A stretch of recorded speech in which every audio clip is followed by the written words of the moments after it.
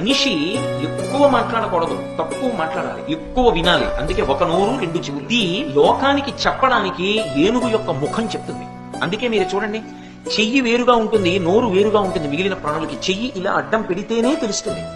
ఏనుగు ఒక్కదానికి మాత్రం నోటికి అడ్డంగా చెయ్యి వస్తుంది. నోరు కిందకుంటుంది, తొండం అడ్డంగా ఉంటుంది. దాని తొండమే దానికి చెయ్యి అయినప్పుడు తొండం అడ్డంగా ఉంది అంటే చెయ్యి అడ్డంగా ఉందా లేదా?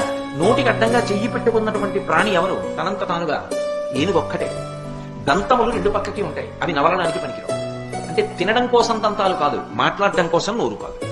బహు తక్కువ మాట్లాడి ఎక్కువ విని మౌనము చేత తరించు. ఇది లోకానికి సందేశం ఇచ్చేటటువంటిది. సమస్త మనుష్య జాతికి గురువుగా నిలబడి మాట్లాడగలిగినటువంటి ముఖం తనంత తానుగా ఉన్న ఏకైక ప్రాణి ఏనుగు. నువ్వు తెలుసుకోవడం కాదు, ఎక్కడ ఎంత మాట్లాడాలో తెలిసి ఉండడం కూడా చాలా అవసరం. ఎక్కడ మాట్లాడుతున్నప్పుడు ఏది జ్ఞాపకం రావాలో అది రావాలి. ఎక్కడ ఎక్కువ మాట్లాడకూడదో అక్కడ మాట్లాడకుండా కూర్చోవాలి.